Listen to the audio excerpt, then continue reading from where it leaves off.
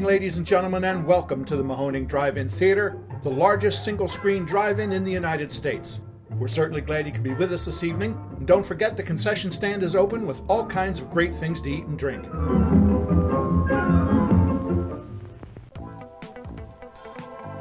89.3 Mahoning Drive-In Radio, your old friend Virgil back once again for another exciting episode of the podcast, the only podcast dedicated to the revival of our beloved drive-in culture, and we are super excited for today's episode. Of course, I have my co-host and general manager extraordinaire with us. Mark, say hello. Hello. But we also have super fans and extreme parts of the family with Darryl and Carl in the house. Say hello, fellas. Hello. And I say it, I mean, you guys obviously are huge supporters of what we do, but you're also part of the family. You guys are used to hearing Carl's voice regularly on the radio at the theater when you guys come on out. And of course, Darryl may be the most recognizable face on the Mahoning lot. So we love you guys. We miss you guys. And we're excited to jump into what's now become your guys' calling card with the top 5 list. We're going to have a top 5 episode. So very excited. Why don't you tell people how these top 5 started? It started at Carl's house. We were hanging out at his place. And as you do when you're over someone's house, you check out their movie collection. Something came up where I said, I looked at some of his movies and I shot out, hey, top 5 favorite Scorsese. And we got into a conversation and I started poking around the rest of the movies. And that just became a topic whenever I would hang out with Carl. Let's shoot the shit about movies. Yeah. And that continued at our visits to the diner up the road from the Mahoning. We would throw out the top 5 list and we would really work on it. We would go beyond favorite horror films or favorite directors and get into some really oddball categories. Uber specific. And for those of you guys that know Carl and Darryl, Carl is insanely opinionated and makes no qualms how you feel about it. And that's what I love about Carl. So getting these two guys together to talk movies is really fun. I've partaken several times in the morning breakfast, the after kind of marathon breakfast, and it's always a blast hanging out with you guys. It's hard to describe. I don't want to say you guys are like the Muppets guys, but you do play off of each other incredibly. We've been compared. Yes, it has been said. It's kind of perfect. So we wanted to jump into things, and we have some topics that we're going to jump into for the top 5s. But we wanted to let people know because it's very exciting for us. We did just announce the opening weekend event, and tickets are live now. So if you guys are excited to get back to the drive-in, you can now prepare yourself as we open up on the 29th and 30th of April with Wizard of Oz and Willy Wonka on glorious 35 millimeter. So wanted to get that in there. You guys planning on coming out for opening weekend? I am. I did it last year. I did it a couple of times sporadically throughout since I've been coming since 2016. So yeah, I'm going to be there. I'm going to do the one-nighter, do the Saturday. Perfect. And I plan to partake in the overnight. I love it. We may give you a reason to party with us on Sunday as well. So, yeah, we're really excited because we're going to try to start leaking these events out like bang, bang, bang, bang, bang, so people can really prepare and we can get ahead of the game instead of trying to promote while we're open like crazy, Oh, that's great. Yeah. To get out for the opening weekend this year. I've never done it. So, it's so much fun. And they're planning so much madness with the photo ops and all that good stuff. Oh, great. I'm just going to say, if I make it out to opening weekend this year, it'll bring my total up to 199, just under 200 movies. Booyah! See that? Mahoning super fan right there. I got you. 305 when those 2 movies are done. You hear that? Zip, flop. Some of us have a day job, Carl. Well, to afford your time there, I suggest getting a work-related job injury, and that's all I'm going to say about that. That's the move. That's the move.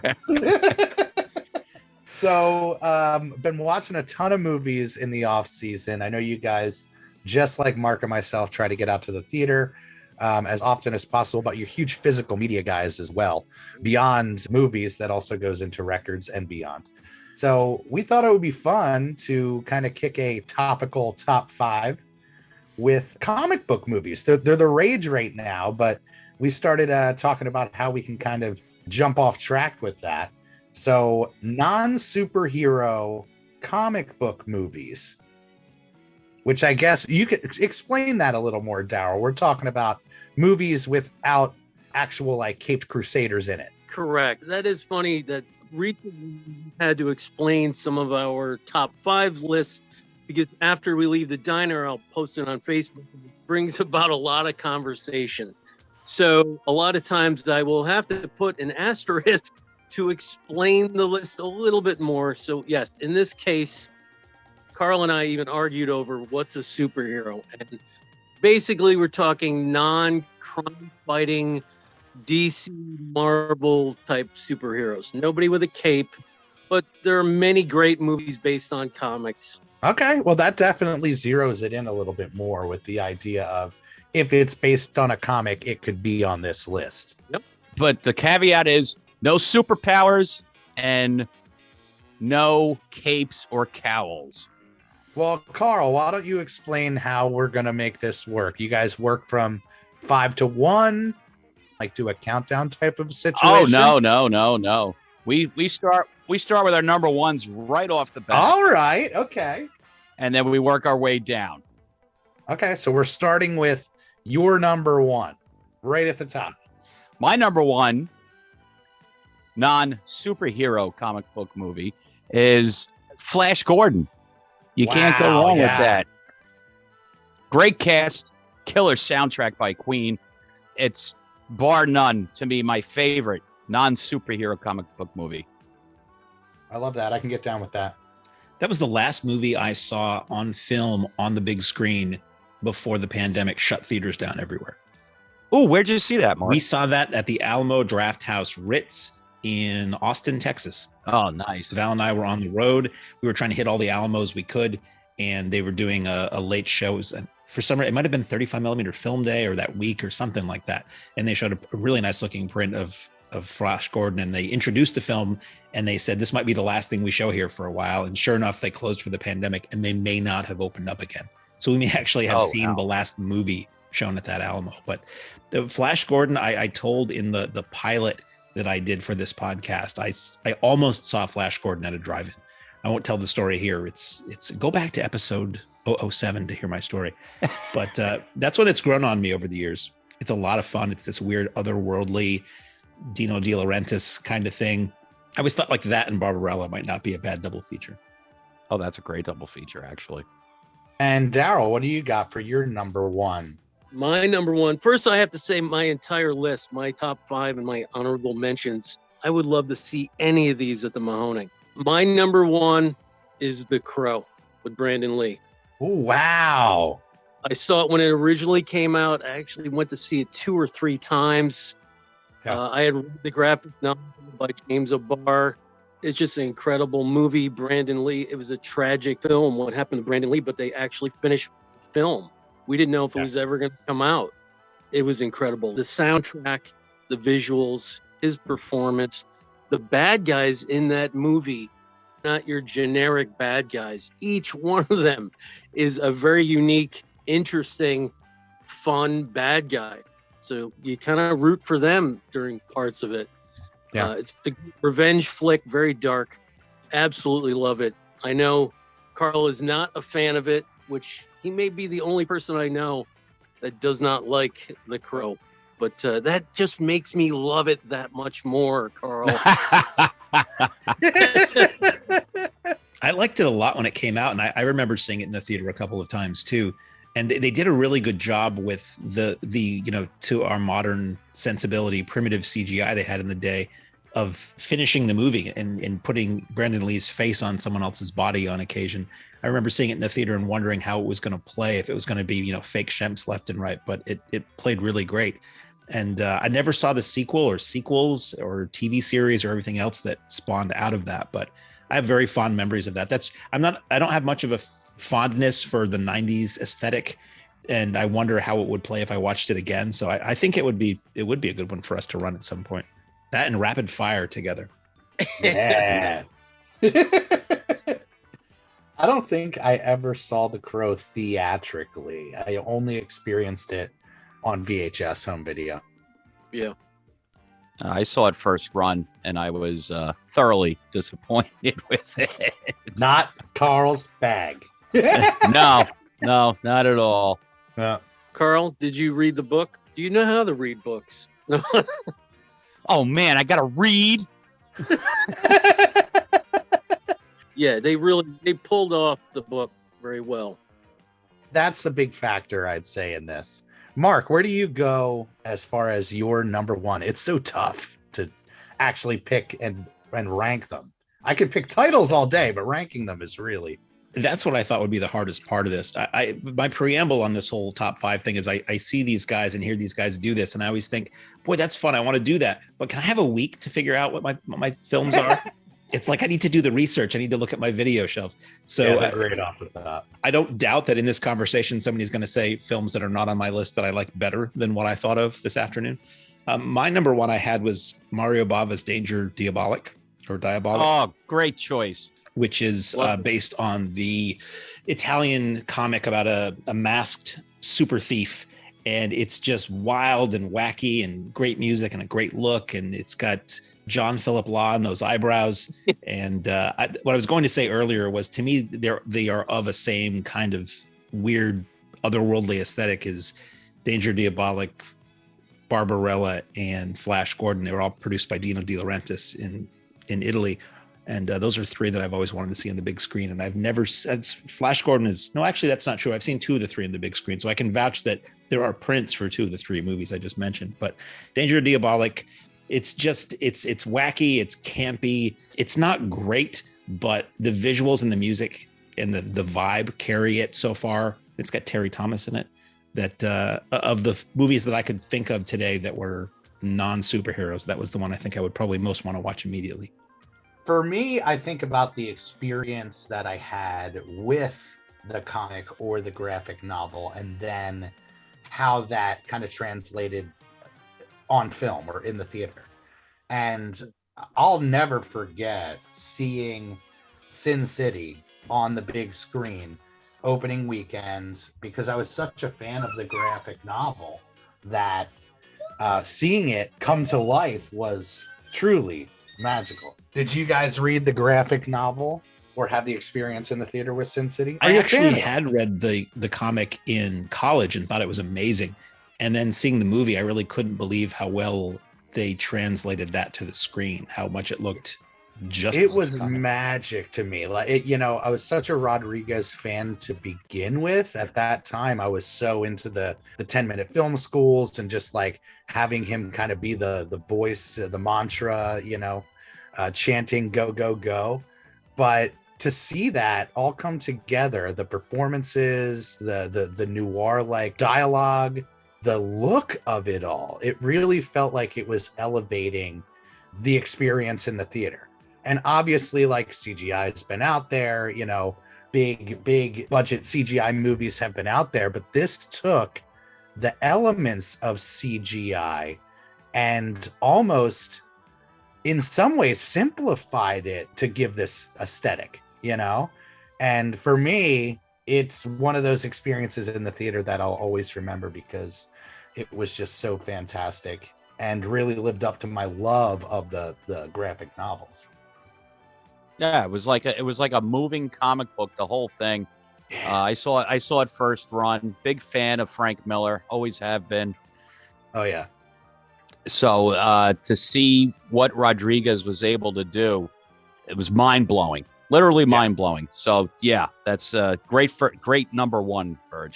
Yeah, I love that. Got to put it at my number one. What do you got for your number 2, Carl? Oh, my number 2 is Conan the Barbarian, 1982, Schwarzenegger. Booyah! That's my number 2. Love it. Fantastic. I've been a fan of the comic, not only just the regular comic, but I used to buy the magazine-sized comics of Conan, especially Savage Sword of Conan. That was running in the 70s, and they were just no color; it was just inked.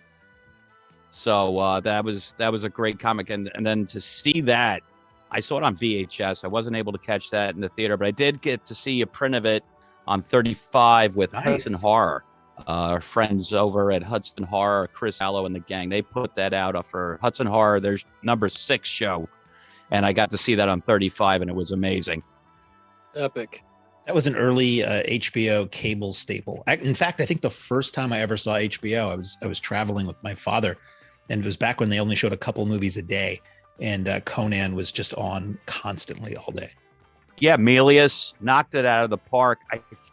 My trivia is a little lacking now. I heard recently that someone else was originally supposed to direct it. Maybe someone could help me out. And I was like, oh man, that would have been amazing if it was this person that made it. That was in the Milius documentary I just recently watched. And I heard this recently, and I was like, whoa. Was it Frank Tashlin? I don't think so. It's going to be, it was going to be very, very wacky Conan. That is a great doc, though. You haven't seen that yet, Carl? Oh, I got it. It was Oliver Stone. Yeah, well, he wrote the he wrote it, and he wanted to direct it at first, and the studio didn't have faith in him because he was too quote unquote new. Because he had only done Seizure in the Hand at that point. Yeah, so they gave it to Milius. That's right, because I was listening to the commentary. This is a little off topic. But I was listening to the commentary of The Hand a couple of weeks ago by Stone, and that was if anyone, just for the commentary alone of Stone, just remembering that movie because he hadn't seen it in a while, seek that out. Kino has it. Got it out of the Kino Hall. So it says Stone was considered to direct the project along with Jaws production designer Joe Alves, who would go on to direct the classic Jaws 3D. Later in the process, Ridley Scott was offered the gig after heat from Alien, but turned it down. How different a movie would that have been? So that's two possible very different outcomes. But like I said, Milius did a great job. The cast was bar none. I mean, James Earl Jones, that's one of his best roles he's ever done. And never had Conan up on the Mahoning screen. Correct? I think that should change. Yeah. I think it's time. That photo op will be great. Seeing James bare chested out there. With a loincloth. With inflatable muscles. Yeah. Every time we book something, we send him the worst photo from the movie to be like, well, this is it. This is what we're going for. Get ready to be uncomfortable. Let's see him build that palace where they were eating like the cannibal soup. Yeah, there you go. Darryl, what do you have for your number 2 non-superhero movies? I just wanted to remind Mark not to stress out. We call this top 5 favorites, not best. It's not set in stone. Oftentimes when we're eating breakfast and discussing this, we'll change up our lists, or someone will say something and they're like, oh, I'm going to move something around. That's what's fun about it. It's organic. It's opinionated. Right? There's no better kind of movie game, and I love me a kind of a passing the time movie game. And this is a great one. Oh yeah. So my number 2 is Heavy Metal. Yes. It was on my list, but I'm thinking, is it, because I guess technically it's based on a magazine, not necessarily a comic, or well, it was a comic magazine, so yeah. The film and the magazine were anthology based. They would have running different comic strips would start and end in different issues. Yeah. And some of the characters, the popular characters from the magazine, ended up in the film. But it's an incredible film. Another HBO staple, as Mark would say. Played a lot on HBO. Many an awkward moment having that on TV. Your grandparents, your mom or dad came into the living room. They walk in at the perfect moment. Yeah. See, I watched that with my dad when it was on heavy rotation on HBO. Because for the longest time, it was almost impossible to find that. It was never released on VHS Right. back in the 80s. I think because of all the music involved. Yeah. I dare guess. Yeah, when it hit HBO, I was like, oh, thank God I could finally see this movie. I've been after it. I've been hearing all this awesome stuff about it. It just looks awesome. The poster looks awesome. Everything looks awesome. And then I saw it, and I saw it with my old man because he likes that fantasy stuff too. So it was a bonding moment for me and the old man. That soundtrack for years was like a holy grail for a lot of people. It was really hard to get the original album, and then all the individual tracks from like really well-known bands. Some of them were released by those bands on other albums and some weren't. And I remember people trying to do these cobbled together fan versions of it. And I think it ultimately did get a CD release, if I'm not mistaken. It gets suggested a lot in the suggested double feature box. That pops up a lot. It's a fan favorite. I'll do a quick check. You guys got it on vinyl? I don't. I do not. No, I got it. I figured you guys would all have it. I have it on vinyl and CD, and I have both soundtracks. There is a score and then the various artists LP. Carl was talking about the video release. That was a heavily bootlegged movie. There were a couple films like that I remember that were bootlegged off of HBO. I think that and Rock and Rule was another favorite. Yeah.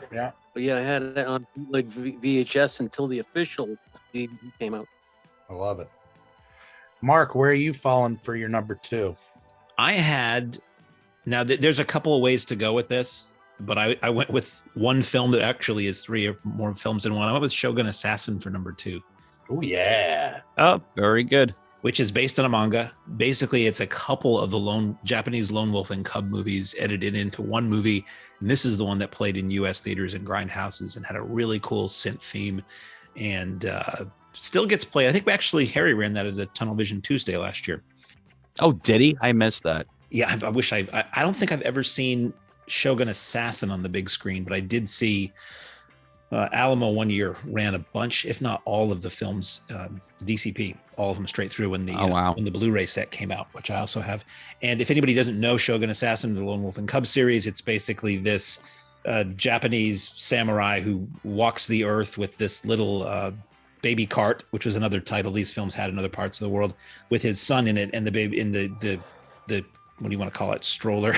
The stroller of doom is outfitted with all kinds of weaponry, and he's a badass. And it's geysers of blood, and it's a little supernatural and surrealistic here and there, and just the body counts are crazy, and the music is cool. So if you have a little extra dough to spend during the next Barnes and Noble 50% off Criterion sale, the Lone Wolf and Cub set is a whole well lot of worth your money. Yeah, that screening was great. Yeah, and I want to say they have the Shogun Assassin cut in there too. That's still in my pile. And I have actually a funny story. When Jimmy Terror was still with us, he hit me up and said, yo, Amazon has the Criterion, when the Criterion disc blues were coming out, he said, yo, Amazon screwed up. They're selling it for like $40 on Amazon, but jump on it now. So I jumped on that, got it for the $40. And then within hours, I guess they caught their screw up, and then the price jacked up to full price. That happens once in a while. There used to be a couple of DVD forums I would frequent daily for DVD bargains and things like that, and people would post those, and it's like, I think it's a misprice. Buy it as fast as you can and see if they let us check out with it quick before they figure it out. And mind you, that was years ago, and when I got that, and it's still in the pile. Yeah, I had a few of those too. Good old Doc Tire. We love him. Yeah. So I'm going to take heavy metal off the list, but I'm going to stick in the kind of animated manga category and go with Akira. I don't know how you guys fall with Akira, but for me, huge home video hit in my house. Love Akira. The style of it, obviously, based on a hugely popular manga. Are there prints? Does that make the rounds? It was released here theatrically, so there were prints once. I don't see it play anywhere. I think it was restored recently. And didn't it get restored within like the last 2-3 years and made the rounds again? I believe it did. And I believe years ago, Anthology has shown a print of it. Film Forum has shown a print of it. This is, the New York City-based art house theaters. So there were prints. I don't know who would have one now. I bet you Harry has one. Oh, it'd be so fun. That's often people have often talked about that grown-up animation night, and like Heavy Metal and Fantastic Planet and Akira would be great for that. Oh, and yeah. Coonskin. If we could find a print We know where to get a print of Yeah. Coonskin, I think that would be excellent to run lab. Well, you're in luck, because if you recall, I do own a 35 millimeter print of Coonskin. Oh, we'll never forget that. That was amazing. I think only a handful of us had any idea what to expect when that hit the screen. Yeah, I remember the at the bonfire, the kids from the concession stand, that every one of them came up to me and said, "This is your movie?" I said, "Well, I didn't make it. I brought it." And and then they're like, "Why did you bring this?" And I said, "Because it's awesome." They just totally didn't get it, and it went right over their heads, and they went right for the what was offending parts. All two of them. Yeah. Well, Carl, where are you going for your number 3? My number 3, and this did get a release, if people recall, Buck Rogers in the 25th Century from 1979. The pilot was chopped down and released theatrically before it was shown on television. And I saw that first run when it came out in 1979. My old man took me for a 10 o'clock show. And that movie always stuck with me. And I love the TV show subsequently after. It was a shame when they ended it, but it kind of needed to. So that's my number 3. Gil Gerard, the lovely Erin Gray as Wilma, is just a fantastic movie. I loved it. And we raffled that puppy off the recent re-release, correct, or restoration. We had right? we do these Kino Lord or Blu-ray giveaways on the main social media channels, and that was the January disc, was just what you spoke of. And I believe that disc has the theatrical version as well as the original pilot, which is a little longer. Cool. Because it was the pilot was a 2-parter, so it was a full 1 hour and 50 minutes per episode. So there's more stuff in the actual pilots than there are in a theatrical version. But I saw it theatrically. I loved it. And there was some event last season. Harry has that extended preview for the film. It's like 9 minutes or something. That was, I don't know what the purpose of it was, but it was like this weird, really long trailer for that movie that he ran at one of our shows. And I do have the original soundtrack of that one too, on vinyl. Oh, that's fantastic. I actually a couple of seasons ago, I did play the title song on air from that soundtrack. And I remember someone actually came in and said, "Are you playing the theme for Buck Rogers?" And I'm like, yes, I am. I know how to get to the hearts of the crowd.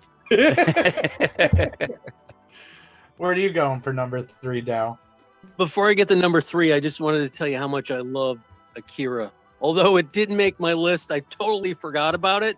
Yeah. Going back to the video swapping stories, before it was released in the US, we had managed to get a bootleg copy of it, but it was all in Japanese. No subtitles, no dubbing. Of course. But we wanted to see it that badly that we, an entire 2-hour movie in Japanese with no, we had read the book, so we're like, we can figure this out. Love of movies, baby. But I had to throw that story in there. Oh, that's fantastic. Number 3, based on a book by Dave Stevens that I loved. The book was a little racier than the film. Yeah, this is on my list. Is it? The Rocketeer is It is, yeah. Yeah. incredible cast. Very Disney-fied, the Disney, it's got that PG. Is it PG or G-rated? I want to say it's PG, but it's such an easy pill to swallow. You talk about these connections with your childhood or certain moments in the theater. I'll never forget my adventures watching The Rocketeer. Great stuff. Are you guys fans, Mark and Carl? It's one that some friends of mine love, and I didn't see it in the theater. I don't think I saw it until video. It's one that I think I've seen twice and it's never really connected for me, but I'm always willing to watch it again because it's a movie I feel like I should like more than I have. Yeah. I've actually confession, I've never seen it. Wow. Whoa! It's a gem. You know, Joe Johnson gold right there. I do remember the comic though. Yep. He did a lot of classics from my childhood for sure. Mark, where are you going for number 3? This is kind of funny. I don't know if this is cheating or not. My number 3 is based on the same source material as my number 2, Road to Perdition, which is yes. I remember it's a good gangster movie. It was at the time kind of a rare Tom Hanks tough guy role, and it's based on the Lone Wolf and Cub manga. Really, it's if you lean back and squint, you can kind of see it. It's this guy who's it's been a while since I've watched it, but Hanks is sort of like a mob enforcer or something like that who takes off on the run to protect a kid who bad guys want to kill. And Jude Law is in it as this really skeevy, gruesome photographer. And Paul Newman has what had to be near one of his last roles in it. And it just, I saw it at the Latches Theater in Brattleboro, Vermont, which is an old single screen theater. And it was one of those times where it was like the edges of the screen kind of blurred. The reality between me and what I was watching blurred a little bit because I was sitting in a theater that dated back to when this movie was shot with the old velvety seats, and it smelled kind of dusty and old. And it was a theater that had like nothing except the screen illuminating the auditorium, at least where I was sitting. So when the movie would fade to black, it was pitch black and you couldn't see anything there. And something about it, I always just really liked that movie. And I haven't watched it in a while, but when it first hit video, I remember watching it a few times. Yeah, very well done. Sam Mendes, if I'm remembering correctly. That sounds about right. Yeah, but I remember my experience in the theater with it. I used to rate out, I guess it was probably in high school or right out of high school. I'd go to the local Regal or AMC or whatever. I'm sure you guys have done this. I'd go see one movie and then I'd just pop around all day long until my mom had to come and pick me up at that time. God, that was one that just swept me up because I went in kind of blind, you know, liked Sam Mendes, liked obviously Tom Hanks. But yeah, that's one that really, really worked well in the theater. Yeah, I took my son to see it, and part of the story is the father and son. That's on right, yeah. So we had that connection. Yeah, I love that. That's what it's all about, you know, is going back to those memories that you had. And I was even thinking about it when you brought up The Crow, whether that was the time frame that I could have seen it at the Bucks County Twin, but I think that was maybe right before we started hitting it really hard. I remember seeing Spawn. I always get those two because they're kind of 90s. Hey, would that count? Well, I guess he technically has a cape. And I guess it wouldn't be my top 5. The cape comes to life. That's right. Yeah. That's right. Cape takes him out. I love it. Well, I'm going to go with another childhood classic that's based on comic strip before my time, The Addams Family. That film was hugely influential on me, and I think my love of dark comedy and getting into horror, you know, certainly that and the sequel were really, really big in our house for sure. I don't know if that's cheating or not. I know it works. Carl, what do you got for your number 4? My number 4, this is my controversial pick, The Punisher, but the 2004 Punisher. What? Wow. With my boy Thomas Jane. Wasn't expecting that. In the title role. I love that movie. Everyone poo-poos it. I love it. Thomas Jane owns that movie. And it's an amazing movie. I think it's, to me, the best representation of Frank Castle. Tom Jane was the man for a while, wasn't he? Oh, yeah. He was in Boogie Nights, which we saw last night. That's the first thing I saw him in. Yeah. Porn dash for me. Porn stash all day. Did you see the sequel or the movie that was made after the Thomas Jane Punisher? Yes, I did. And actually, interestingly enough, the bad guy in that, which was a great bad guy, he was also in The Crow. He was the one that pulled the trigger accidentally. Now, he didn't accidentally pull the trigger. He pulled the trigger, and that's the shot that killed Brandon Lee. And that messed with him till the day he died. I can imagine, yeah. It actually destroyed his career a little bit, too, because everyone was up his butt saying, you killed Brandon Lee. Yeah, it'd be hard. But he was a great villain in that sequel. I didn't care for the guy who played the Punisher in the sequel. Keith Urban, right? Or is that a country? No, it was a beefy guy. Keith Urban. You're talking about Judge Dredd. Oh, that's what I'm thinking. Is Keith Urban in that? Yeah, Keith Urban is Judge Dredd in Dredd. And Keith he's not Urban a or country Carl singer, Urban? correct? Oh no, wait a minute, Carl Urban. Yeah, Keith Urban is the country singer, but that's his amazing. Carl Urban's his He brother. was the shit in that new Dredd movie, man. He started singing country songs. It was amazing. No, that was a straight to Apple Watch Dredd sequel that Keith Urban was in. He sang them to death. Watch. He You can only watch it on the watch. He shredded some country guitar so badassedly. It was The incredible. criminals, they Weren't surrendered and they expecting just started Dredd to go throwing, that they way. just started throwing money in his hat. Wow. Judge Dredd. Yeehaw. Keith Urban. Oh, that's awesome. So I take it that the Lundgren isn't on anybody's list. The I Punisher did not at all. like it. You know, it's one. It was infamously hated, but Yeah, I rented it at the time and didn't like it. I remember I certainly got something out of it because I remember watching it more than once on VHS. I own it, but I can't say that I've gone back to enjoy recently. I have the comic interpretation of the Dolph Lundgren movie. Oh, that's awesome. But that's about all the enjoyment I get out of it. I was actually psyched when it came out. I was like, "Oh man, Dolph Lundgren playing the Punisher, it's gonna rule!" And it And it blew did. chunks so badly. And then when it came out on tape, there's this whole huge sequence of the movie that's bathed in red light. And if anybody lived through the VHS era, you know, anything bathed in red just becomes a smear across your screen. So my first thought when it hit Blu-ray at least, or DVD, was, well, at least people are going to be able to see the end of the movie now. That'll be nice. Where are you going, Darryl? For your number 4. I am going Danger Diabolic. Woo! That too is a favorite of mine. I love the visuals. It's top 5 Bava for me, even over some of the horror films.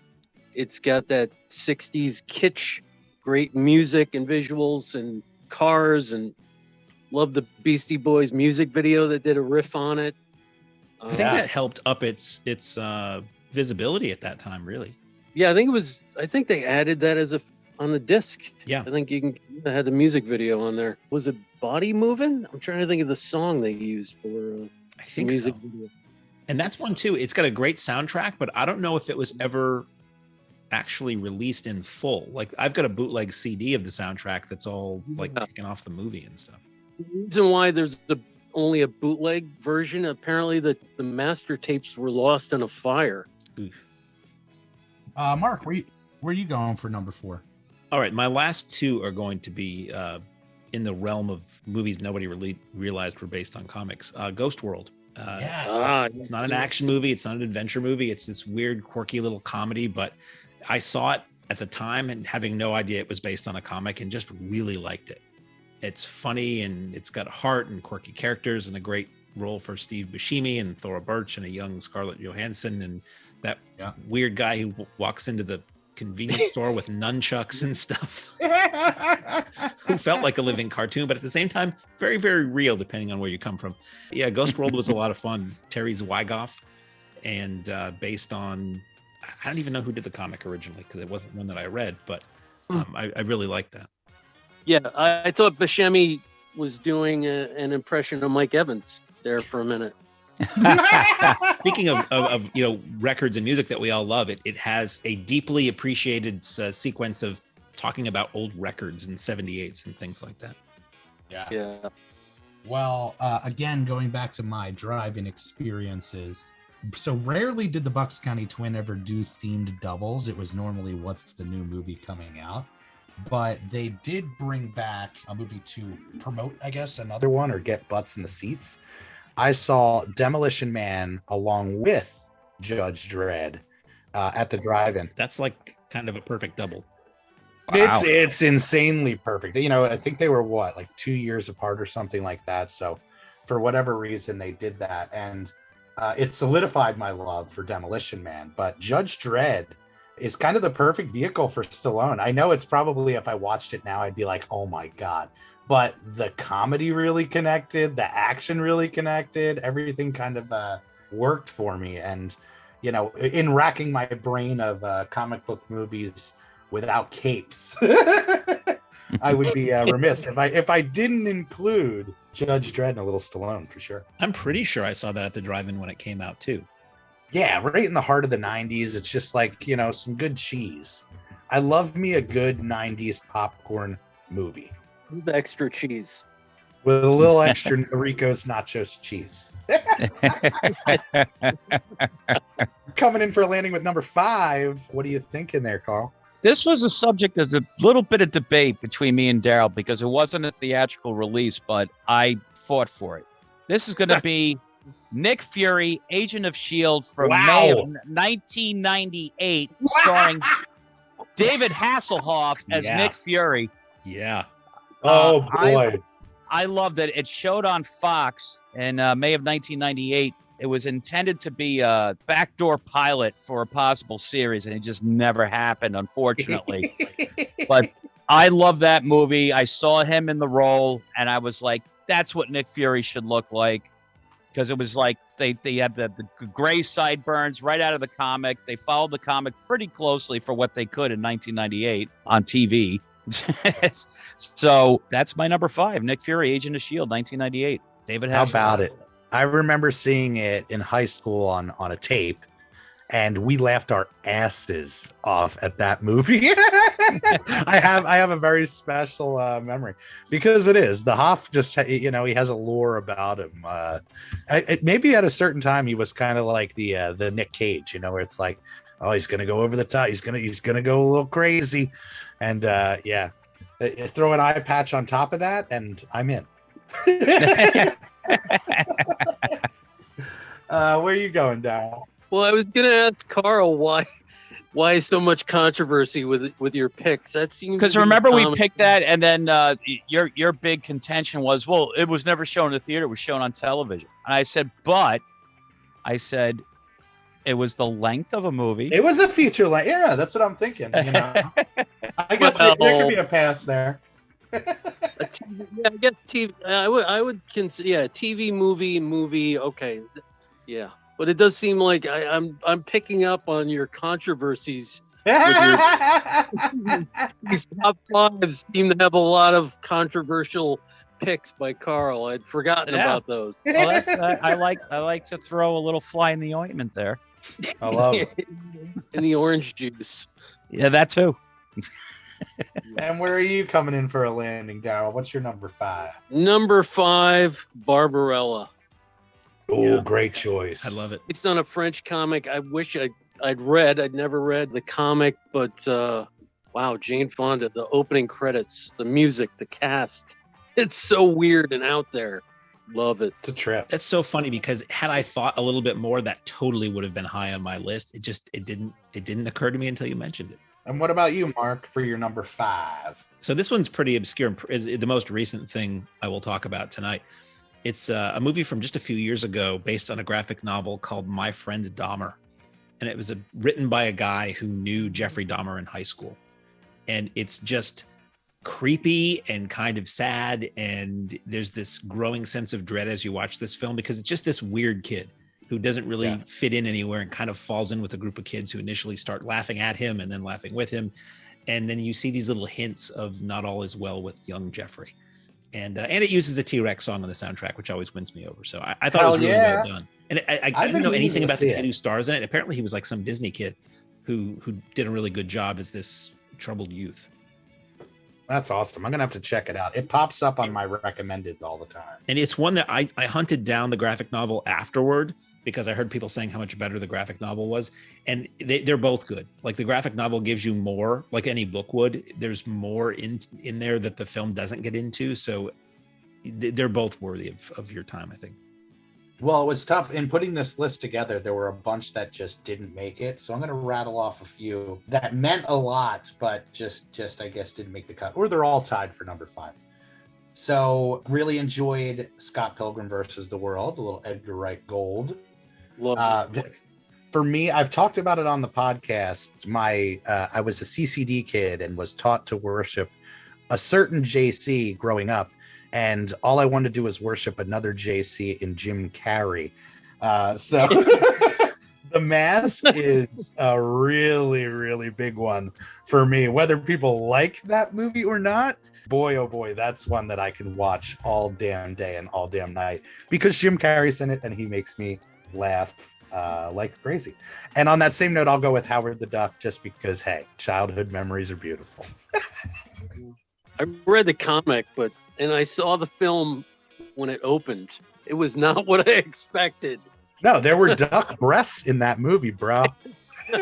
Straight duck titties. And we ran that on film. Nice looking print of it too, because I'm sure it probably never got much action. That, and if anybody didn't know, we did this brilliant idea. Virgil had Second Chance Weekend, and it was Masters of the Universe with Dolph Lundgren and Howard the Duck, which is my childhood wrapped up in a ball. Strangely, not a sellout, but both prints were beautiful.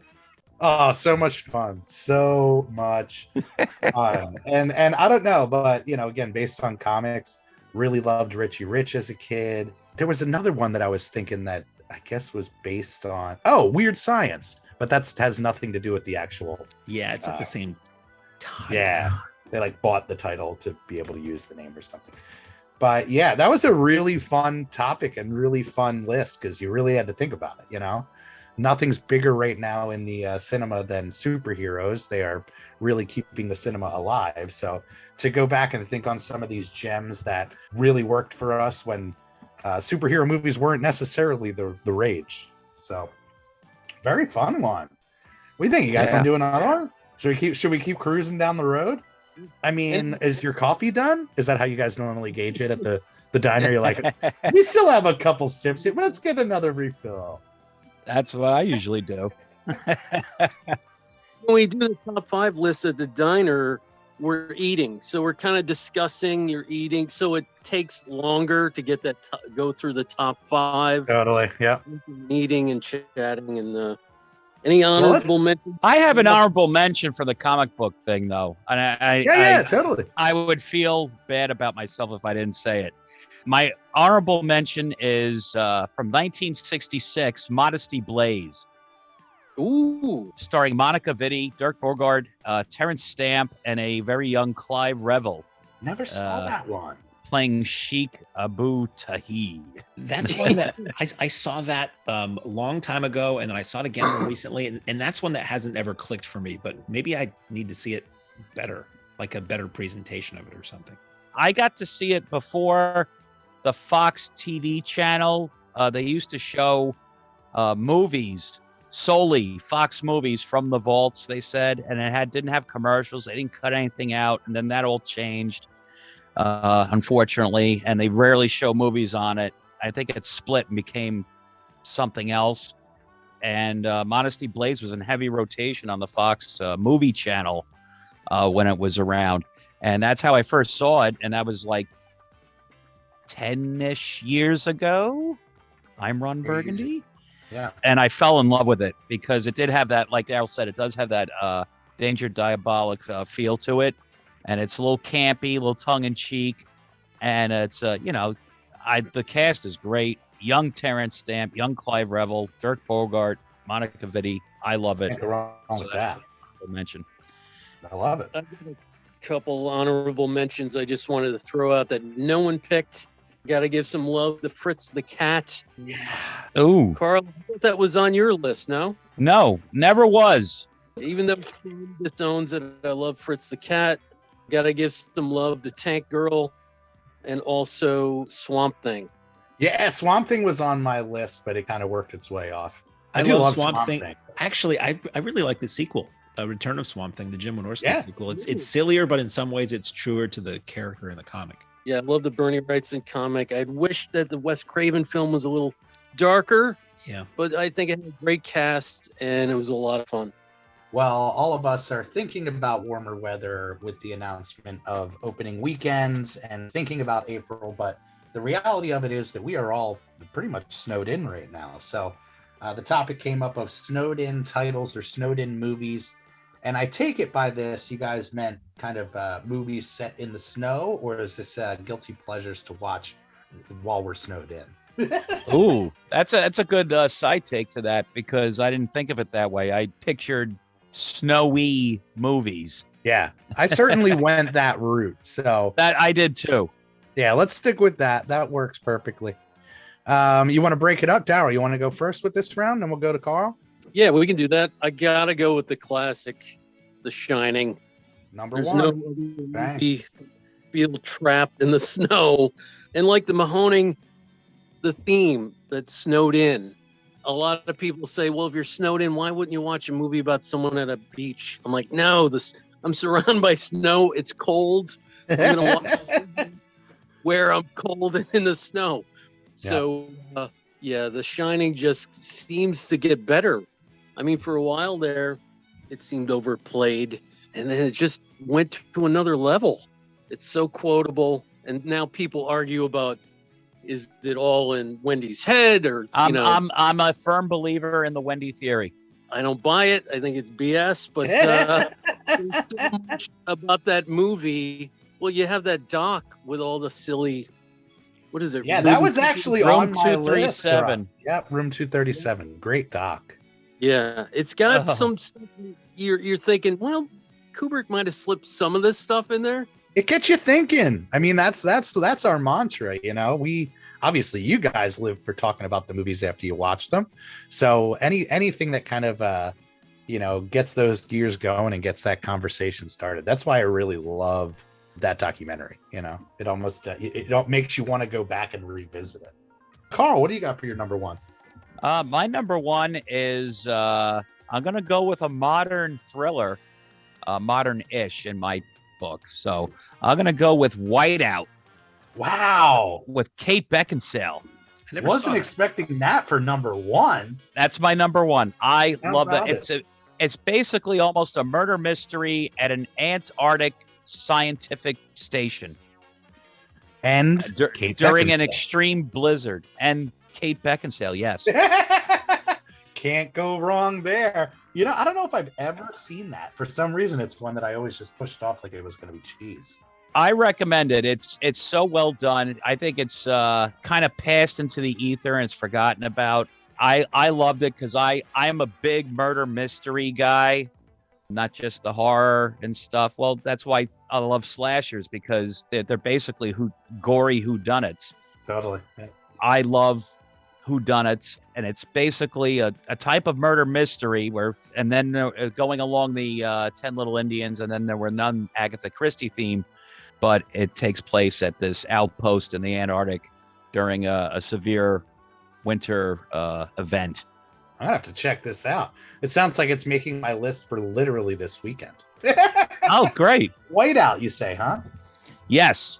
I'm on it. I forget what year. I want to say, was that 2009? It wasn't long ago, yeah. I mean, gosh, it seems like a long ago, but You picked a modern film? I did.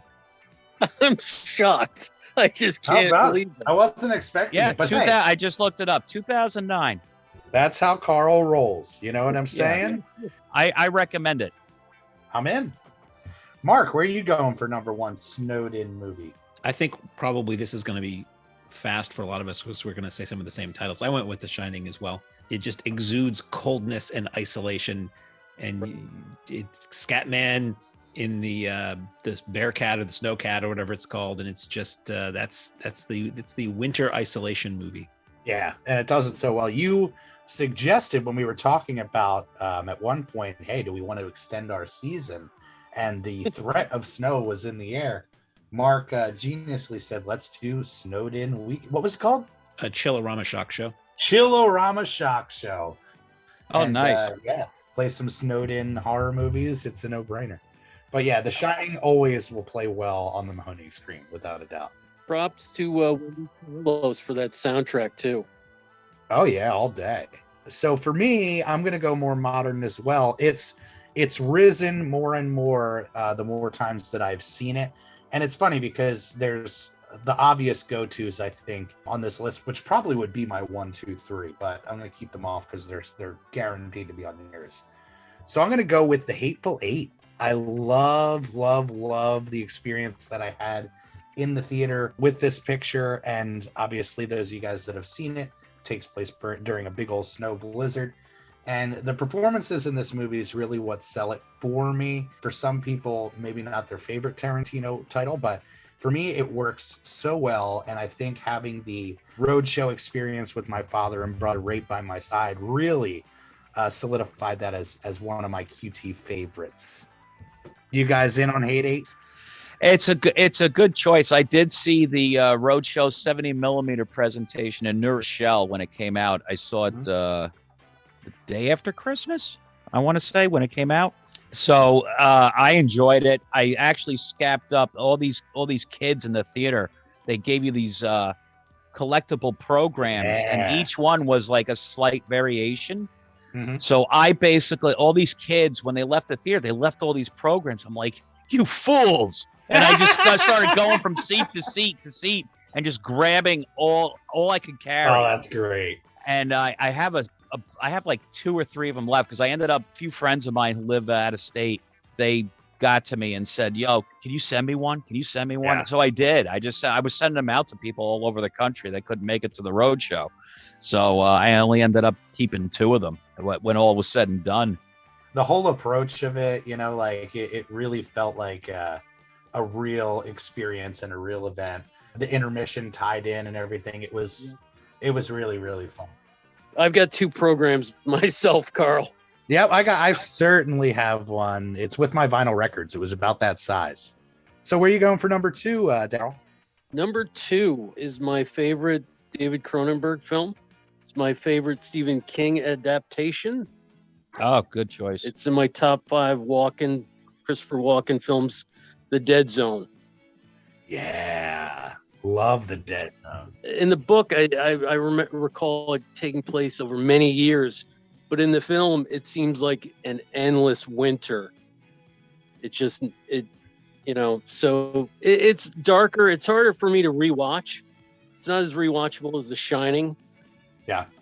It's got more emotional punch to it than The Shining for me, but it's an incredible film. And when I was out in Toronto, I visited some of those locations, including the gazebo. I have to say, I love that see-through bra that the murder victim was wearing. I that's the one thing that sticks out in that movie more than anything. That and the scissor scene in the bathroom are the 2 scenes that stick out in that movie for me more than anything. I love little pervy trivia for you. You knew you were gonna get it. Well, where are you going for your number 2, Carl? I'm gonna go with another. I'm not gonna say modern, but modern for me because I recently saw it a few weeks ago for the first time ever. Storm of the Century, the Stephen King adaptation. You're blowing my mind with these choices. I probably picked it for my number 2 only because it's fresh in my mind because I only saw it a couple weeks ago. I really enjoyed it. I mean, some parts of it, I was like, some of the effects, because it was a TV movie from the late 80s or early 90s. I forget when it was made.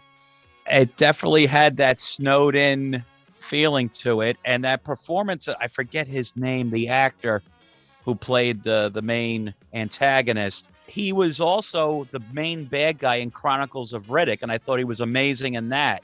So when I saw him in this, I was like, that guy. I'm in.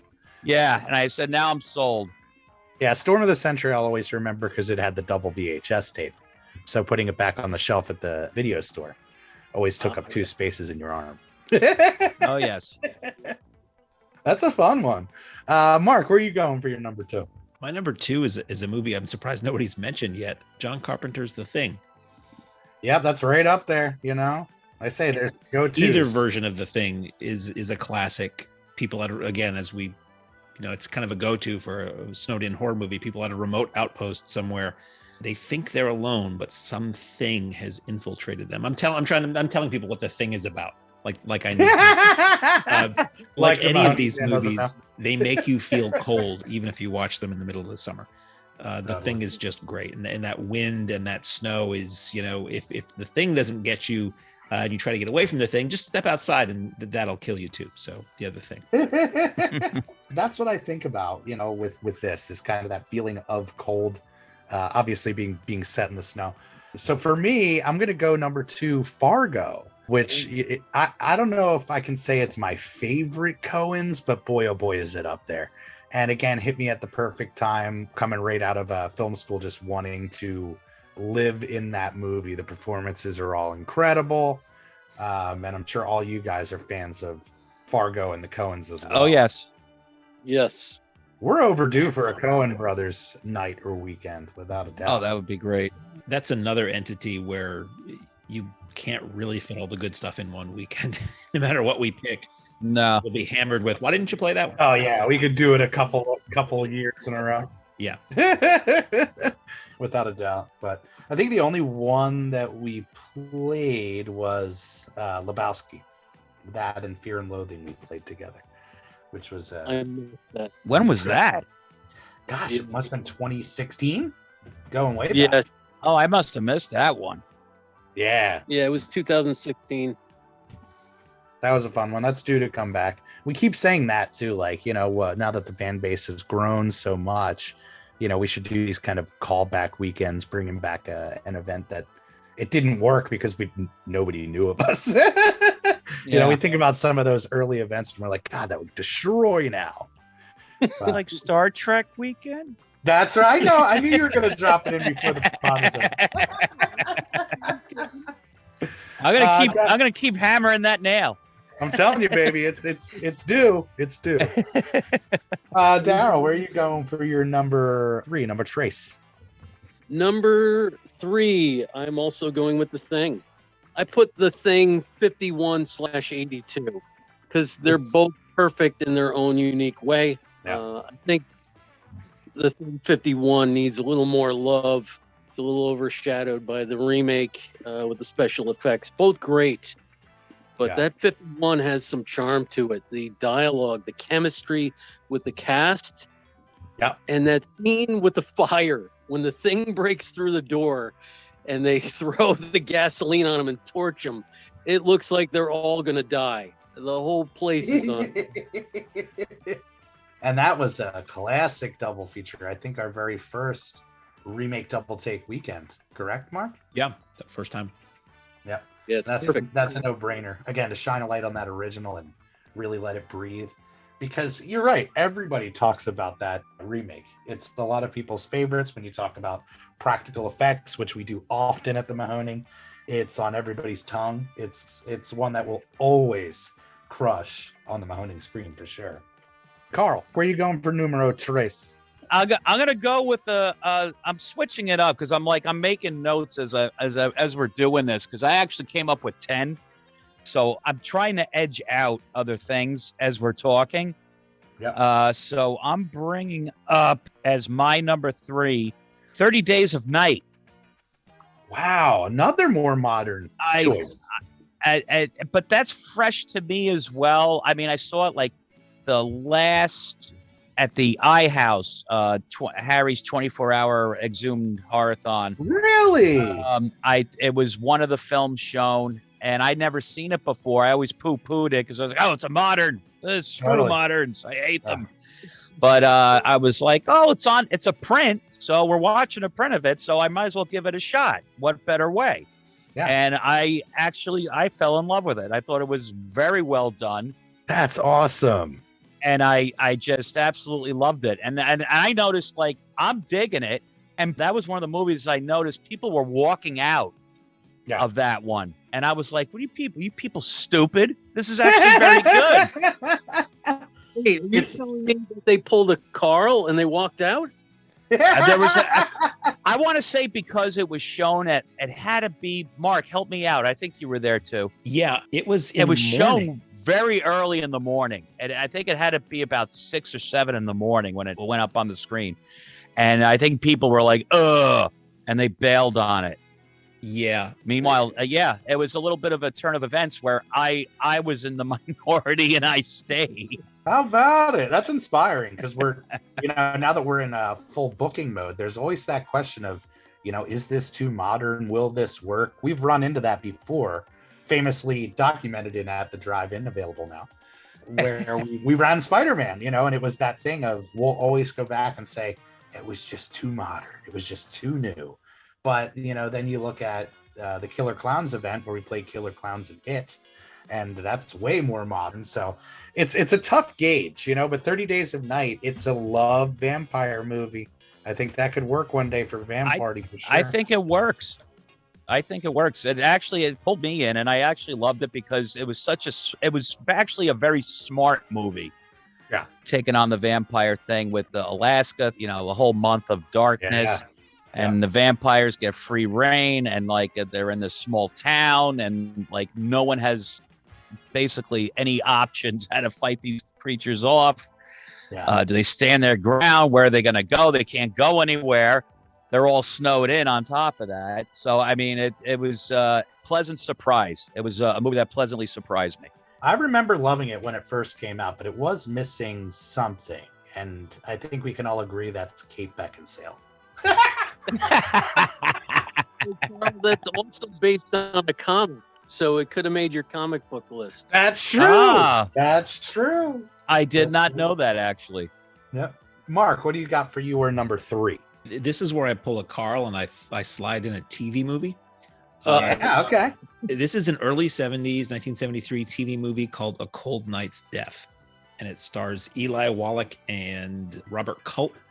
And it's really similar to the principal premise of The Thing. I mean, the original Thing was out at the time, or had been out for 20 years at the time this was not done. But it's basically a couple people at a remote Arctic outpost, and they have research monkeys, not rhesus monkeys and not recess monkeys that go out and play in the jungle gym, but research monkeys that they're tending. And something starts killing the monkeys or killing people, and these guys start to think maybe we're not alone here. Not to give anything away, it opens with an operator at like a telegraph or radio machine in this outpost, and the windows open and the snow's blowing everywhere, and they're frozen to death at the radio. And then it kind of flashes back and tells you how they got to that point. And I caught it not in the scheme of things that long ago on a local station, ran it late at night as a movie. And I just thought it was really cool. And I love old 70s TV movies, so it has that vibe. Super fun. Never saw that one. Last night I watched it. What? You watched that last night? I watched it last night. The Groovy Doom Drive-In Asylum guys do a double feature on Saturday nights. And that was one of the 2 films that we all watched. That's amazing. That is nuts. I don't think I was aware of that before I picked that. And anything with Robert Culp, I'm in. Sold on the Culp factor? Oh, yeah. Because he was a favorite of mine between I Spy, which was a great TV show from the 60s, and his 4 appearances, in Columbo. Because I'm a big Columbo file. How could you not be? Yeah, this movie was post Hickey and Boggs, pre Greatest American Hero. For me, my number 3, I went with Gremlins, which is making a big resurgence in the house now that Virgie's actually getting into more experimental movies. And this was one I was really worried to kind of put in front of him early because it freaked me out as a kid. There's a lot of moments in that movie that kind of cross that line from playful to, oh my God, I'm scared.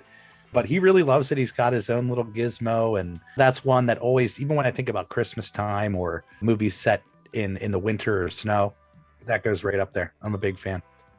Have you shown young Master Virgil the sequel yet? You know, I haven't jumped into the sequel, but for me, it's funny because as a kid, the sequel was more of a hit in the house than it's more of a comedy, a straight comedy. That's the thing. It's a much easier pill to swallow. So that was going to be my approach is if there's no way he's going for 1, let's sneak 2 in there. It's got Hulk Hogan. That moment in the theater. And Christopher Lee. I was out of my mind. Oh, that movie was so much fun when I first saw it. Oh, great. Yeah, the scene when Hogan stands up and tells all the gremlins is they're all jabronis. I couldn't believe what I was seeing when I saw that in the theater. I was laughing. I was doubled over. Now, do you think Christopher Lee did that just for the paycheck? Boy, I don't know. You know, at that time, that was a big jump to say like, hey, I'm doing this Gremlins sequel. That's the thing. I mean, at that point, when you think about where he was in his career, this was a Warner Brothers motion picture. This was going to be a big blockbuster movie, as opposed to the mostly indie stuff I think he was doing around that time.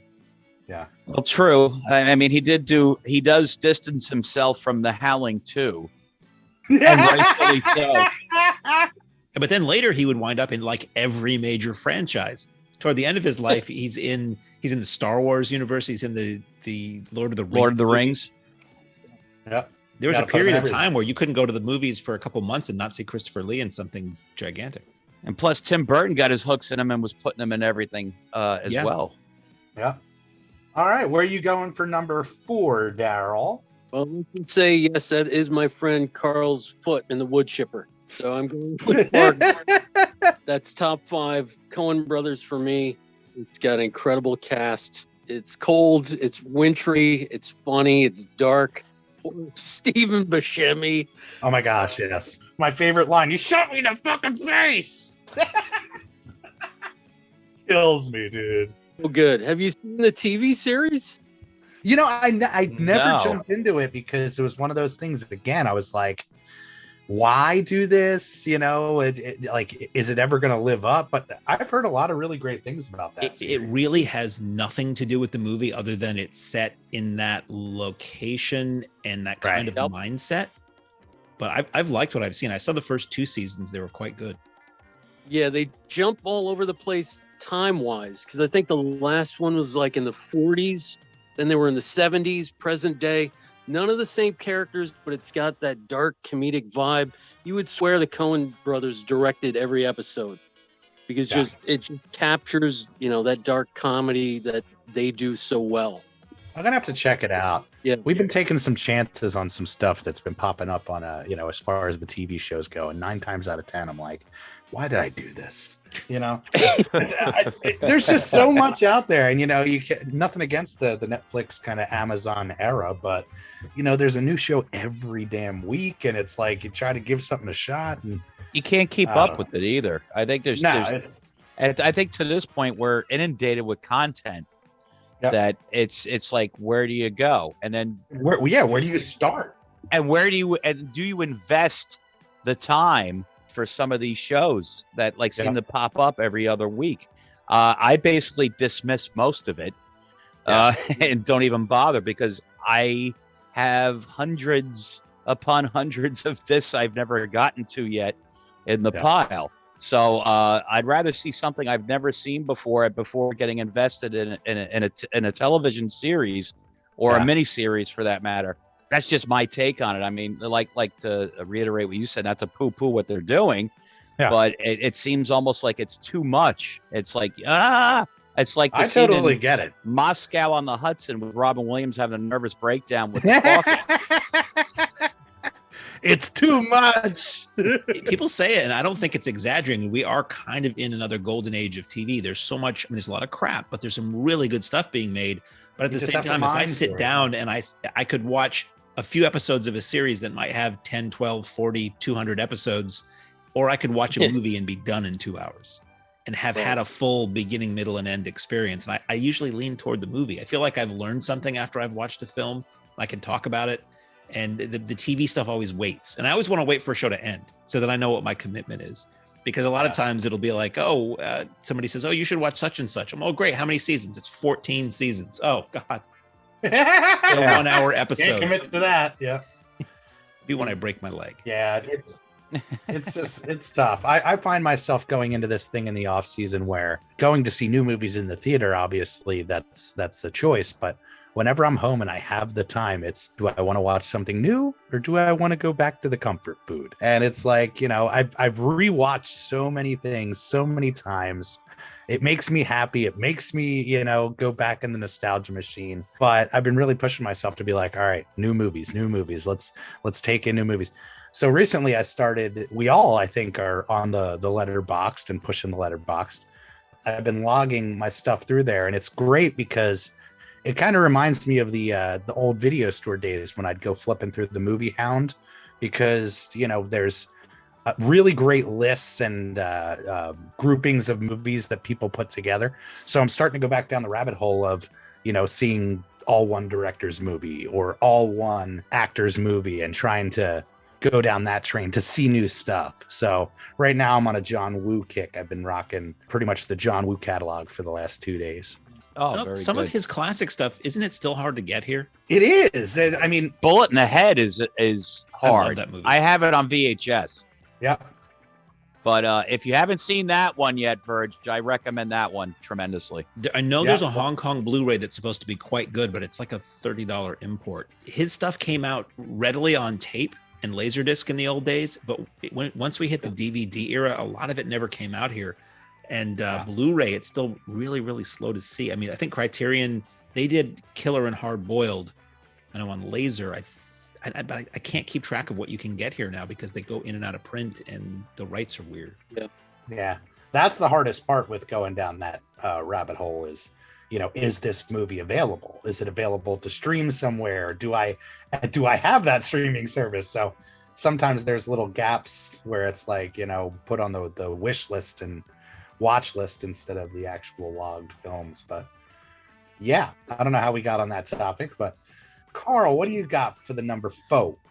Again, I'm going to, buck against the system here, and I'm going to go with Groundhog Day. That was my next one too. I freaking love Groundhog Day. You Oh, cannot so do go I. wrong.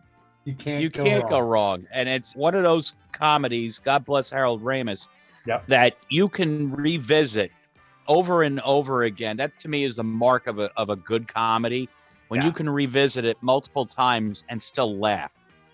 And Groundhog Day is one of those movies for me. And Bill Murray's cynic performance, he plays the cynic so well between that and Scrooge. I just laugh every time I watch either one of those movies. Yeah. So it's just Groundhog Day is definitely a keeper in my book for repeat viewings. He's the best. I definitely saw that at the drive-in. Perfect timing for me. Saw that first week release with the parents. My parents loved it. The kids loved it. It was like home run all day. Oh, yeah. Our friends at the Greenville Drive-In in upstate New York have at least once played Groundhog Day, and when they run it 2 or 3 times in a row on the same night. Oh, great. Which is That's genius. beautiful. That's genius. Well done. Yep. It's the perfect double feature, Groundhog Day and Groundhog Day. and let me reiterate, the first time I've seen it on 35 was guess where, gang? That the Mahoning? At the Yeah, Mahoning, baby. correct. That's When right. you did for Bill our Murray February- weekend. We did that, what, in Stripes? Yeah, it was that and Stripes, and that was night 1. Night 2, I want to say, was both Ghostbusters. Yeah, I think that was the move. I wasn't there for night 2 because unfortunately I had to jump ship and go to an Exhumed event. So that must have been X-Fest, I want to say. It's been a while. It's been a while since we dipped our toes into Mr. Murray. That sounded dirty. Mark, where are you going for number 4? Number 4, we go with the spaghetti western. The movie that I think I know what you're going gave with. me the wrong expectations for Hateful Eight, because I wanted Hateful Eight to be more like this. And it's Sergio Corbucci's The Great Silence from 1968. Just a I thought you were going to do something else. there's that other one too. Well, Cutthroats 9. Cutthroats 9 Yeah. is a lot of fun. It's super grim. The Great Silence, I couldn't even honestly tell you what it's about. I don't remember. I just remember it's a good, lovely to look at Western set in the snow with Klaus Kinski. And Cutthroats 9 is just this grim exploitation gore Western, also spaghetti Western, that they ran at the Alamo Drafthouse on film. I got this. I was there for that. I was there for Cutthroats 9. Your choice legitimately for your number 4 was the Klaus Kinski one, right? Yeah, Great Silence. Yeah, it's just a good, it's a good spaghetti Western, and there aren't many that are set in the snow. So it just jumped out when I was thinking about snowbound films. It's a good choice. That's a great one. I was thinking about Groundhog Day was my number 4, but I on this list, and it's one that's actually on my list to revisit in the off season, because I remember being obsessed with this movie, and it's been a little while. I don't know if you guys have ever seen A Simple Plan. That movie's That's in my 10. It's in the 10 that I wrote out. Yeah, baby. Yes. Awesome. But that's a good choice. The film really, really works. Amazing performances. Billy Bob, Bill Paxton, Bridget Fonda, directed by Sam Raimi, of course. Sam Raimi, yes. Yeah. What I really loved about it, and the reason I obsessed over it in college, was the Danny Elfman score. Elfman kind of went a little more low key with the score on this movie, and it's one that I just had on repeat. I love that so much. So I'm going to scoot that into the number 4 because, hey, you never know. Some people might be listening and say, I've never seen that movie. Hey, pick a good snow day and watch that movie. It's a great one. That's a great movie where people make bad decisions and they try to rectify those bad decisions by doing worse decisions. And it's just going down the rabbit hole. It's the slow circling of the drain. It's a classic kind of a noir structure. It's really good. I'd love to play that at the theater. Maybe do a little like Raimi retrospective in the future. Who knows? We have Sam Raimi night. Everybody gets excited. We play For Love of the Game and A Simple Plan. Yeah!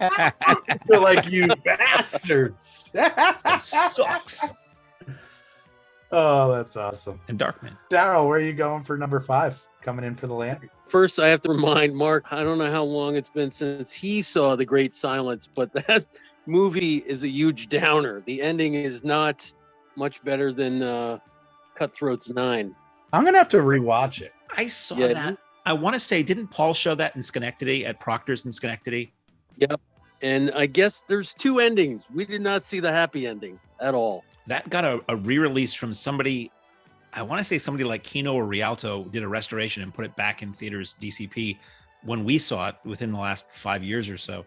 And it's good. I now that you mentioned, I do remember that it's a downer. But that's why I like spaghetti westerns. They go against the grain. I just didn't want anyone to think it was the happier of the 2 films. No, it's the least blood and guts filled of the 2 films, but it's not necessarily the most smile-inducing with spaghetti western you'll ever watch. Yeah. So my number 5 is The Empire Strikes Back. Yes, come on. All day. Oh. Visiting Hoth. Who hasn't thought when they had to go to work and their car's covered with snow, I think I'm going to need a Tauntaun to get to work today. I don't think I'm going to make it to work today. It's so cold out here, I got to cut the belly of a Tauntaun and climb in and get warm. I saw it when it came out in the middle of the summer, but when you were in that air-conditioned theater, you felt like you were on Hoth. It's funny you bring that up because every time I drive in the snow and the snow comes flying at your windshield, I always just imagine I'm in Star Wars in general. Every time. Just like, you jump into light speed. Yeah. I love it. Carl, where are you going for the landing? I'm going to do another kind of modernish movie. All modern list. I love it. Yeah, I'm going to go with the Leo Tom Hardy version of The Revenant. Wow, that's a great one. Talk about a sense of cold. That occurred to me, yeah. I saw that at the Alamo in Yonkers when it came out, and I thoroughly enjoyed it. However, my big poo-poo of it is that Leo got the Oscar and Tom Hardy only got a Best Supporting Actor nomination, and he lost. And I was like, well, wait a minute. Leo didn't do too much other than speak a couple of Native American lines and just, get almost raped by a bear. But Tom Hardy had that great accent that someone that spoke like that back then. And his character was just such a scummy character. Yeah. With the half scalped head and everything. And I felt he was snubbed because I'm a big Tom Hardy fan. I thought he absolutely brought it. Yeah. More so than Leo. I think it was one of those years that he was, it was almost like a makeup Oscar. Like, we're going to give him his Oscar this year, for kind of missing out, I guess, on his previous performances or whatever. Yeah. Much like an Al Pacino gimme with us. He wins for Son of a Woman. But he doesn't get it for Godfather, Godfather 2, or Serpico, or any of the other great movies he was in. Yeah, it's the makeup Oscar, Yeah. There you go. We apologize. We were wrong. Mark, where are you going for number 5? Again, it's not necessarily, as Darryl said, not necessarily the best movies, maybe not even necessarily our favorite movies, but it was one that popped up when you're talking about snowed in. From 1976, the movie Survive. Oh, I've never seen that one. Oh, it's awful. It's It's got a good backstory. I must see it. People probably know the movie Alive better. That was on Yeah. my honorable mention where they eat each other, right? Yeah, it's a true story about, it was this Uruguayan soccer team whose plane went down in the Andes and the pilots are killed and they wind up having to resort to cannibalism to survive. It was based on a book by one of the survivors of that incident. It's horrifying. It's an amazing story of what people will do to survive. But it was originally made as this Rene Cardona Mexican movie back in the 70s. And this is the bizarre part of it to me. It's a success in Mexico. Alan Carr, who went on to produce such classics as Grease 2, finds out about it, takes it to Paramount. They cut a half hour out of it, and somehow it gets released, produced by Robert Stigwood, who was the manager of the Bee Gees, and it becomes this hit. And Paramount puts out this really grim, gross, disturbing really movie. Somebody put it out on DVD a while back. It might have been VCI, and I picked it up because I had initially seen it on USA Network one afternoon in the 80s, and they really played up how, you know, exploitation, a horrible story it was. And I'd seen Alive in the theater and thought it was really good and pretty tasteful way to present the things. But Survive is just cheap exploitation. And I watched it on Blu-ray, and it was so grim that I got rid of it. I was like, yeah, I don't think I need to watch this again. So now I want to watch it. Now I actually want to watch it now based on what you just said. You should, because there are moments of it that are just, it's a little bit disaster movie. It's a little bit melodrama, and somehow the dubbing makes it seem even more like nightmarish and weird. Who put that out, Mark? I believe it was VCI. Could have been Code Red, Okay. but I'm pretty sure it was VCI, and it was in. Okay, so it's not in the Rene Cardona box set that Vinegar Syndrome put out. I don't think so. I think because it's Okay. by Paramount, it probably wouldn't have been a Vinegar Syndrome release, unless they released the original. Oh, and man. the DVD that I got had both versions on it too. Oh, it did. I'm pretty sure it did. Oh, It's so funny that you brought it up because when I was sitting there with Nance and I said snowed in movies, we both said Alive Yeah. right away. Well, that's what my mind was rolling on, was movie people being sort of trapped in one location due to the weather, due to snow. Yeah, totally. Yeah, we'll never forget that movie. It's funny because we talked about it as like grim as that story is. It was so entertaining and we loved it when we were young. So you never really know what's going to work on a kid, right? So for my number 5, I went with a holiday movie. I don't know if you guys have seen this, and it's tough because it probably was a TV thing only. Muppets Family Christmas. Have you guys ever seen that? Where all the that was Muppets from go? like 87, I want to say. Yeah, the version we always watch is on YouTube, and it's great because it has a like a 2020 jump in at the end or something where it's like you've been watching this and now it's time to cover a baby death or something crazy, you know. But it's just like makes a hard right turn. But none of us said it, but it's on my honorable mention, Misery. I think it's I was hemming and hawing on whether to include that. that I always think of The Thing, Misery, and The Shining as like the go-tos. Like if we were to put up what's your favorite, you know, snowed in movie, we'd have to preface it by not The Thing, Shining, or Misery, because it's like right at the top of everybody's list. It always gives me this sense of cold, but it's not really like a snowed in movie, but Eternal Sunshine. I love watching that whenever it's this time of year, you know, where it's kind of that chilly setting. Any honorable mentions for you, Darryl?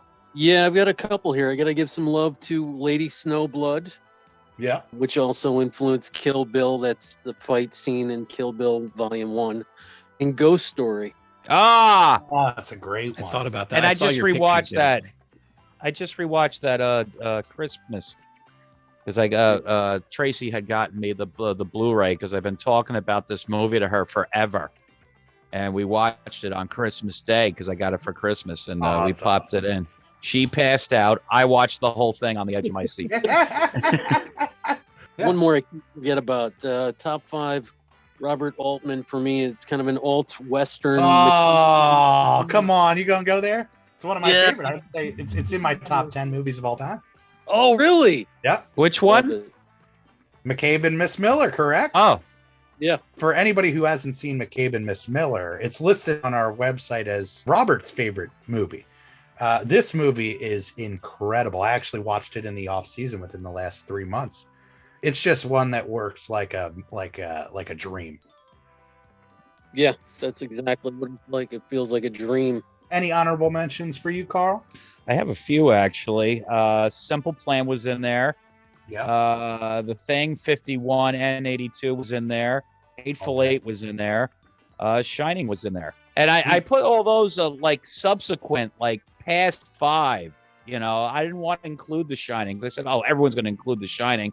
I want to go. I want to go a little, and The Thing. So I said, I want to go a little deeper. So He went with Whiteout, guys. He totally pulled the curveball on you. I love that movie. It's literally at the top of my list right here of things to watch. So, oh, awesome! Check it out, man. I really love it. Anything else come to mind for you, Mark? You know, the one I left off here, I swapped in Survive and I swapped out Cliffhanger, which is a movie I really like. Oh yeah. I mean, it's not a low movie. Yeah, it's not really set. People aren't snowed in per se, but a lot of it does take place in snowy altitude climbs. But I saw that in the theater, in that opening scene where they're going across this huge chasm and the rope breaks, was just insane tension. And I've always thought it was just a fun action movie. It is fun. Not enough Stallone, you know? I said he can't get enough Stallone. He brings a certain element. Just like watching Schwarzenegger movies. It's like you could watch the fun hilarity of it, or you could be purely entertained by the badassness. It's your choice. It's your choice, whatever mood you're in that day.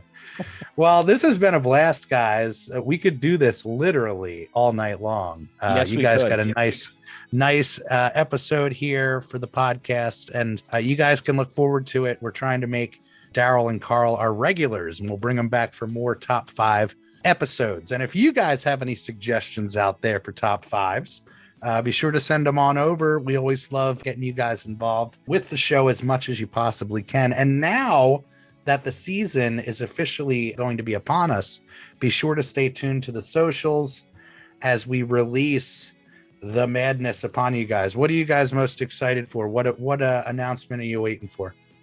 I'm always excited for all the Exhumed events, as you well know. Yeah. And Van Party, Zombie Fest. Yeah, baby. You know, the Weekend of Terror, you know, all those, as well as the Mahoning one-offs that you pull out of that hat of yours that just tickle us to death. So I'm basically excited for everything.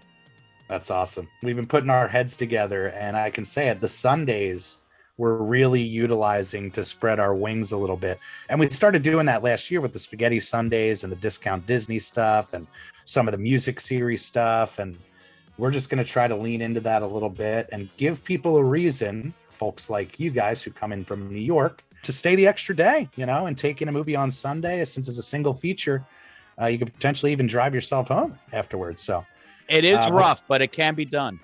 Absolutely. So we're excited. Anything you're looking forward to, Darryl? Any annuals you're hoping make their return? Most of the ones Carl mentioned, Real Weird Weekend is a favorite of mine. Some of the oddballs, you know, the deeper cuts.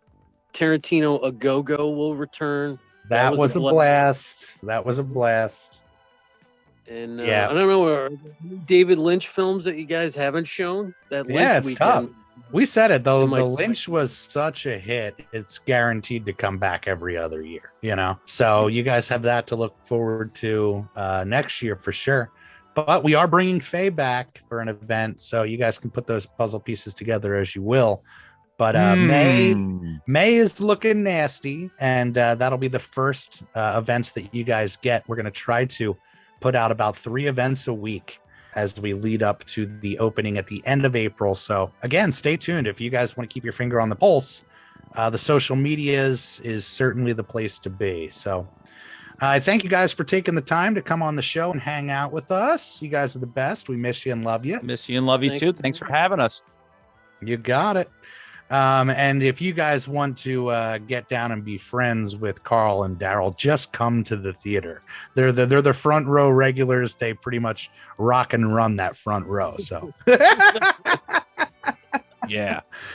All right, guys. Anything else, Mark, that you that we wanted to drop in?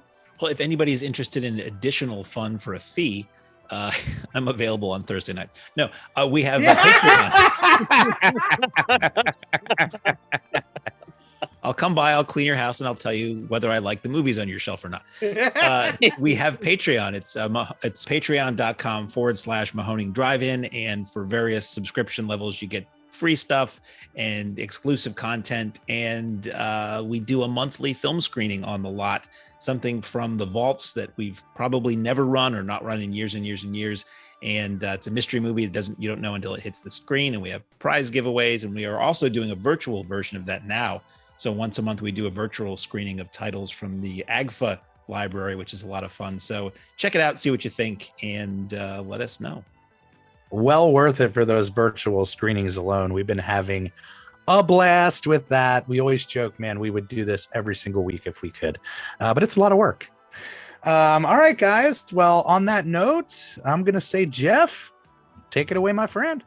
Ladies and gentlemen, thanks again for coming out tonight to the Mahoning Drive-In Theater. We hope you'll come back and see us again real soon. The exit is on the right-hand side of the screen at the front of the field, and most importantly, have a very safe trip home. Good night, and God bless you.